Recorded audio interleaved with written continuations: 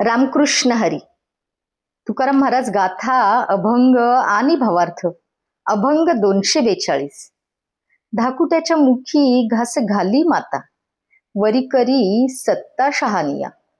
ऐसे जानपणे पडिले अंतर, वाढे तो थोर अंतराय. दोन्ही उभयता आपणची व्याली, आवडची चाली भिन्न भिन्न. तुका म्हणे अंगापासून निराळे, निवडिले बळे रडतेस तरी. या अभंगाचा अर्थ असा आहे की जे दुर्बळ आहे, नेणते आहे, त्यांची आवड देवाचं किती असते हे तुकोबांनी या अभंगातून फार मार्मिक व वेचक शब्दात सांगताना म्हटले आहे.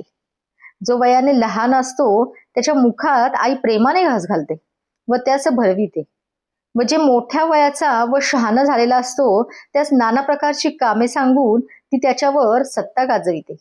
असे केवळ वय व शहाणपण वाढल्यामुळे आईच्या प्रीतीत अंतर पडते आणि जो ही जाणीव वाढते तो प्रेमात उणीव निर्माण होते, फरक पडतो. लहान मुलास व मोठ्या मुलास तीच प्रसविते, तीच त्या दोघांचीही आई असते. पण तिच्या प्रीतीच्या रीतीत मात्र याप्रमाणे फरक पडून त्या निरनिराळ्या होतात.